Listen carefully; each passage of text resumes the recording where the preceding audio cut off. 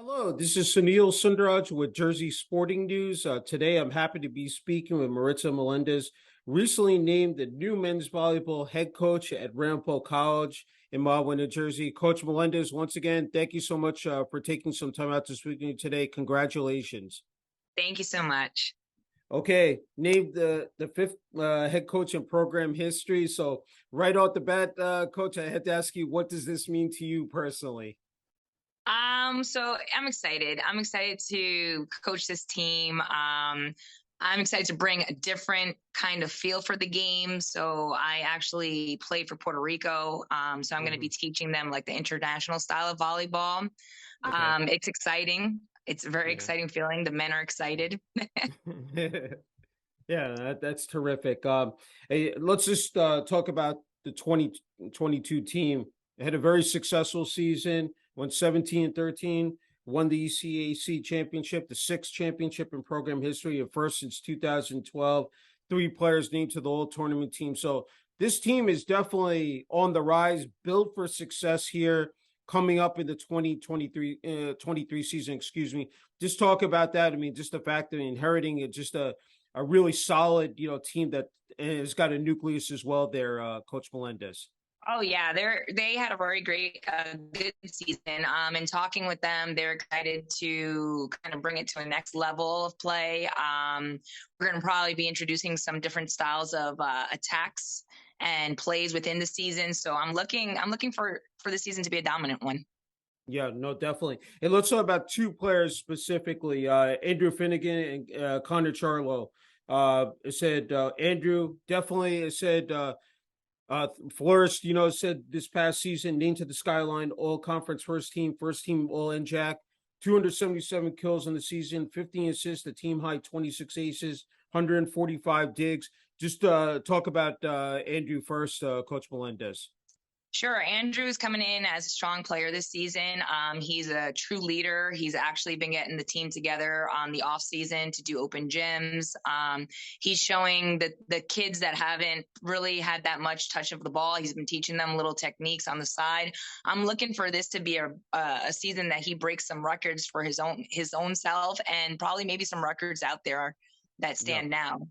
Yeah, no, definitely. And let's talk about Connor Charla, all NJAC honorable mention, first team all Skyline men's volleyball scholar athlete of the year. I mean, just incredible accomplishments, by Connor this past season. Just talk about him as well, and just bringing those contributions to the table here in terms of his leadership as well and his Yeah. skills too. Yes, he's another great leader. I've met with him also. He's looking forward to starting this team strong, leading them on kills and serves. And he's probably one of the only kids from the team that's out of state. So that's also great. I'm trying to get more out of state kids, but he's excited. He's shared with me that he's looking forward to this season. He's looking to the changes that are going to be made. He's actually a very good leader in terms of getting the kids together, making sure they're on time for strength and conditioning as well. So they've been working together in terms of being the captains of the team. Both of them are my captains, so they've been leading the team very well so far. Yeah, no, it's fantastic news to hear. You brought up an excellent point. Now you're really, gearing up. I mean, we're going to be here before we know it in January. So talk about how everything is sort of panned out so far in terms of preparation. You talked about strength and conditioning. Getting the players, again, ready for a grueling season coming up again. What does a daily schedule entail for you, Coach Melendez? So I actually met with the team. We had our first team meeting. I kind of laid out the rules and regulations with them. We actually kick off our non-traditional season on November 1st, which is where I can actually do hands-on training with them. Okay. I did tell them they need to be prepared, even though they're doing strength and conditioning with a coach. I said, I need you guys to train on the side, go to the gym, do a lot of calisthenic work. I'm trying to make them as fit as possible, just because the technique that I'm going to be showing them is a little bit more fast paced than what they're used to. And I told them to be prepared. Be prepared. Hey, from your perspective, I know we're still a couple months away, but when you look at the schedule and then the NJAC per se, what do you see in terms of, where, this team can go, in terms of repeating and, again, having just another, spectacular season? Just talk about that as well, Coach Melendez. So I do see them having another great season. I did kind of view other games from last season. I will say that I didn't see anything as a threat in that perspective, because I do believe these boys have the motivation and the drive that they do want to take it. They want to have another competitive season. So looking forward to that. I am a very competitive person myself. So I did explain that to them, that, I'm bringing my energy to the team and expecting them to kind of either get to the level of play that I was at or better. That's my goal for this team. No, that's terrific to hear. So I'm wondering, like, January 17th, 2023, the regular season opener at Rutgers Newark, followed by the home opener at the Bradley Center, January 21st, versus Wisconsin Lutheran College at 1 p.m. I mean, just talk about that excitement, that build up, to, that time, I mean, I'm sure I could see in your face just glowing. It's going to be, just a really special moment for you, Coach Melendez. Oh, I'm excited. I've been telling them every time I've spoken to them that I can't wait to get on the court with them. I can't wait for our season to kick off. Just the drive and the passion that I have for this game, it's something that I really want to instill in them. Obviously, they love the game too because they're playing, but it's a different vibe. That's what I was trying to explain to them. It's just a different way of seeing the game, understanding that first touch to the setter's hands, to the attacker, reading every single play before even the ball comes on our side of the net.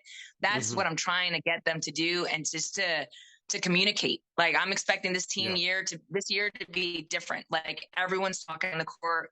It's going to be a different kind of an energy. I think that people are not used to seeing. I'm just excited. I just really, I can't wait till November 1st. Let's put it that way. Yeah, no, I agree. I mean, this is the real time, to build up that chemistry, that bond, with the players and with them amongst themselves as well. I wanted to go back to switch back, of course, with Connor, what he was able to accomplish as a scholar athlete, because, we're talking about student athletes here as well. So the fact that, balancing that time out, time organization, I wanted to ask you about that as well, because there's so much rigors, in terms of practices, training, the games, itself. Just talk about that component as well, Coach Melendez. So this year we're doing something a little bit different. I actually am going to do earlier practices. So our non-traditional season, we're going to kick off at 1:30, 3:30. And then in our season, our practices are actually going to be 12 p.m. to 2 p.m. I already told the guys to block off that window. And then we'll have our games. So I'm trying to make it easier for them to balance their schedules, because normally it would be in the evening, like practices, stuff like that. But that's also complicated with how the school runs their schedules for classes. So I try to make it a little bit easier that way. No, that's great. Hey, amazing facilities at Ramapo College, the Bradley Center. And then you talk about, even with the strength and conditioning, swimming pool. I mean, they have everything there set up perfectly. Just talk about, I mean, when you first walked in there to the Bradley Center, just what was flowing through your mind? Just, I mean, just again, a fabulous place, to play, said volleyball. Just talk about that, Coach Melendez. So yeah, once I walked into the center, you could see that the facility has everything that an athlete needs. It's super clean. It's high. I have to say, at other schools, and I think this is probably one of the nicest environments that I've seen for athletes. They do have everything they need, even readily available for the coaches. Like, we're allowed to use the equipment too to work out. We have our own locker room, so everything's just clean and like high tier.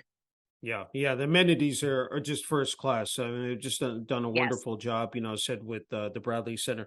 And what to also ask you about the administration athletic department, interim athletic director Jen Kozlowski, president Cindy Jeb. Just talk about your interaction with them, and just the process also, what led to this. I mean, this is, I'm sure quite a bit. It was extensive that went into in terms of with the interview process, accepting the job. Just talk about that as well, because that's important to have that structure in place in terms with the administration athletic department as well, Coach. Yep. So I had an interview with like a board of people. It was like a long table with a bunch of people to ask me questions. And then after that part of the interview process, they brought me into Jan's office, and he basically asked me to share a little bit about myself and like the background of myself in terms of coaching. And I think it was just the passion and the drive and everything that I was ready to bring to the table is what Jan connected with. And he automatically looked at me and said, you know, I'm looking at my head coach right now. Yeah. So it was great. I mean, everybody on staff is amazing. They've been super helpful in getting me on board of what needs to happen, because a lot of things do occur over the summer time frame where schedules are made and certain papers have to be filled in. So, you know, coming in a little bit behind the 8 ball, everyone's been great just getting me there to catch up on everything. And I've even reached out to other coaches, just introducing myself, just confirming the schedule, and everyone's been so welcoming. So it's been nice. Yeah, that's super to hear. Is that, and I think you brought another said good point, is that, you know, we're talking about the other coaches, you know, said with the programs within Ramapo College, the fact that, you know, you can bounce, you know, ideas and, you know, get instant feedback in terms of the culture and which you're trying to build there as well, Coach Melendez. Yes. It's great. Hey, I wanted to ask you about your previous stops. You recently, as I coached the boys team at West Milford High School, and then were the coach of Hawthorne Christian Academy from 2012 to 2014. So just if you wanted to, you know, just describe those experiences as well, Coach Melendez. Absolutely. So I'll start with the Hawthorne Christian. I actually had just moved back from Puerto Rico and took over. It was funny. The only thing that changed was the coach. So it was the same group of girls. And if anyone knows anything about Hawthorne Christian, it's a very small school. So I literally had, I think it was 7 players. And the year prior, they had, I believe it was only like 6 wins, 14 losses. And I came in, kind of taught them my style of playing, and turned that team into a team that went into counties, almost took states. It was a flips record, 16 wins, 4 losses. And to this day, I still stay in communication with those girls. That's the kind of coach I am. Like, you know, I kind of help them. They've thanked me. A lot of girls going into college, you know, it's been good. And then I came here, took over the boys team at West Milford High School. It was interesting experience because they had a great record prior, and I lost almost all the boys, just had like 2 returning players. And basically I had to teach volleyball to everyone on the team. My libero actually never ever played volleyball. And he was a senior, and he legit, I think he hit over I want to say it was almost 170 or close to 200 digs in his season.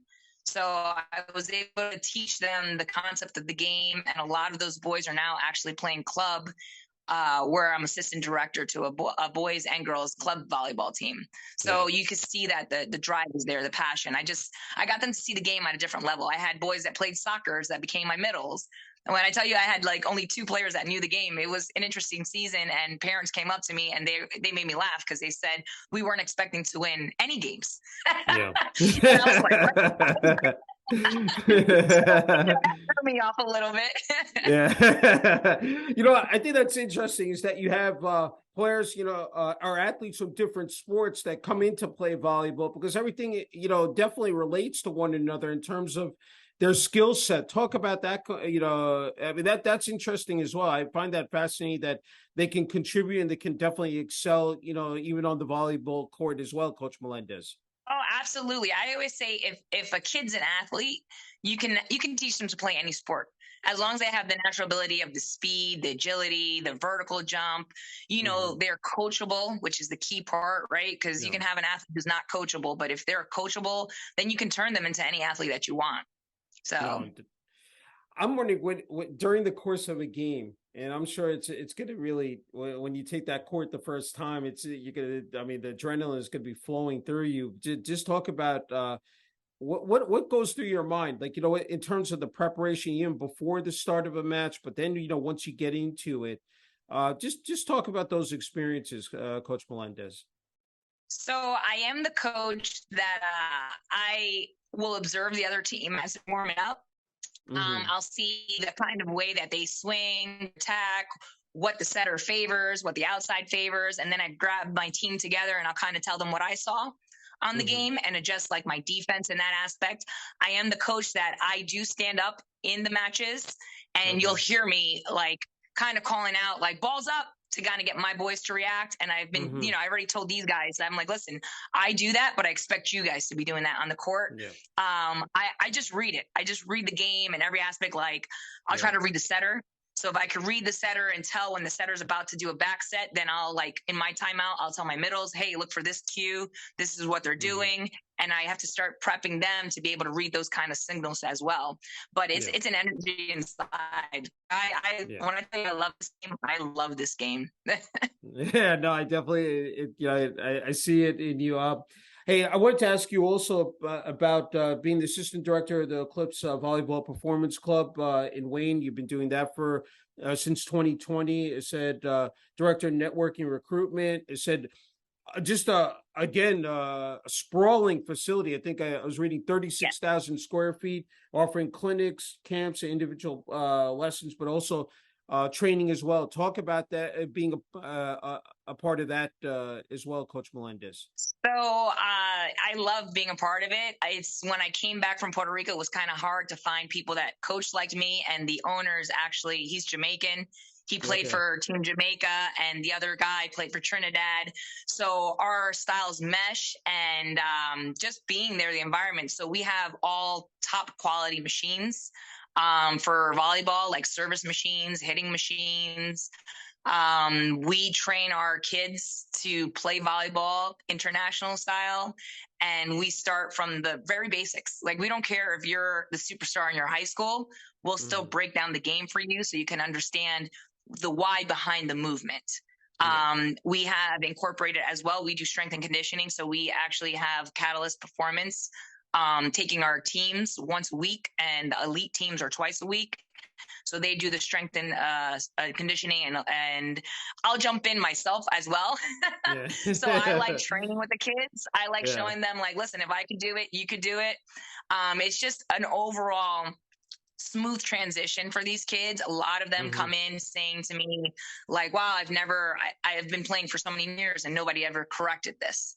Even the boys that we have in the club, they've come from all over New Jersey, and they've come and they've played in other clubs, and they'll say like, wow, no one ever corrected me. No one ever taught me this. And that's what we're about. We're about teaching the correct style, the reason behind it, not just telling you, hey, fix that. We actually like telling them the why behind it so they understand. And then you can see little by little, like these teams, they dominate. Like Eclipse in tournaments, like this is the first year we have boys, but the girls side, we make a name. We make a name. Everybody knows who Eclipse is when we go out to these tournaments, and eyes are going to be on us this season because we have a boys team now.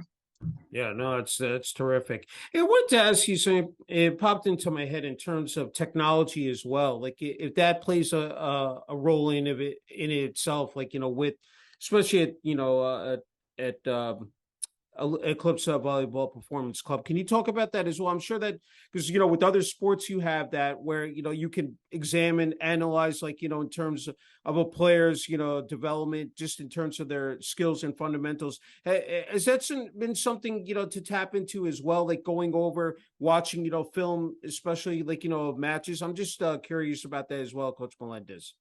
Are you asking for the college or for the club? For college and club, like even like at the club level, have they been also like sort of diving into that arena as well? Honestly, we haven't. I know a lot of people use Huddle. Well, we haven't. I always say a game's never the same, right? Yeah. So you can observe a game on tape, but then get there, and when they're warming up, you just see something completely different. So that's why I like to actually just watch the warm-ups and the hitting lines and observe what they're doing. That gives me a feel of the kind of game we're about to have versus watching a game they've played. Yeah, no, I agree. Hey, I want to ask you, you said you played semi-professional volleyball for Puerto Rico. Just talk about that. I mean, I think, to let people out there, those experiences, how impactful they were, and just the significance of it, as well, Coach Melendez. So I played for Team Guaynabo. It was an outstanding experience. You get to play with other countries, Cuba, Dominican Republic, Jamaica, like traveling to their countries and then coming to us. It's it's ritual. You bring something for the other team, right? Hmm. So you kind of connect on that level. But as soon as the whistle's blown, you know that, okay, that's my competition. Yeah. But at the end, we all hug. You know what I mean? Like, it's just a Yeah. different vibe. Like, we hug, we say, hey, good game. Like, we chit chat a little bit. We got to check out like the different places. The bond, I would say, playing on that team has been an experience that I try to carry on to every team I coach, Hmm. because I try to show them that, listen, like, you're only as strong as your weakest link. So if you have a teammate that's not doing good that day, then everybody else has to pick up the slack. Yeah. Yeah. That's what we've learned. Like, my kids, everyone that I've coached always makes fun of me because I do get on the court and I'll show them why I was a libero, because Hmm. of my speed. Like, I can Yeah. cover an entire court still at Yeah. this age, and I try to show them, like, hey, this is what it's about. That's what it is. This is what Yeah. volleyball. This is the difference. But Yeah. it's in my heart, like, forever. Like, that experience. Yeah. I still have my uniforms. It was a beautiful experience for me. Yeah, and definitely a lot of pride and joy. I had to ask you. Also, you need a strong support system. Your family, I'm obviously, I'm sure, very proud of this accomplishment. Said being named the men's volleyball head coach at Ramapo College. Can you just talk about the support from them along this journey? Yeah. Well, actually, so my parents and my husband and my kids and my brother, everyone's excited. And the one comment they had kind of said to me, they were like, "I didn't doubt it." That's Yeah. they're like, they're like, we just know you. You have a vision and you go for it. And they're super supporters. They'll be at every game, the home games. My parents, including, like, my mom's 70, my dad's 68. They go to Okay. every game that I have that's close to them, and they cheered on because they know that I love this game. Like, Yeah. they say it to me. They're like, when you're excited about something, you see it in your face. And they always Yeah. say to me, this is what you're meant to do. Like, you're meant to coach, you're meant to teach other people. And they kind of share with me that when they see me coach, they see something different. Like, they see Hmm. the teams grow from the beginning all the way to the end of the season, and how I talk to them. Like, my kids, they play volleyball too, and I always laugh because my girls will say to me, they're like, "Mom, you're like the nicest, meanest coach I've ever seen." Yeah. You make it fun, but when you get mad and it's time to get serious, like, you Yeah. let it be known. Yeah. So they've been very supportive. They're excited for the journey. And my oldest one's actually graduating high school this year, so I even Okay. told That's her, I was great. like, "Hey, let's go look at Ramapo." Like, Yeah. It's wonderful to hear. I before we came on the air, I told actually women in sports, just the fact that you're breaking barriers here.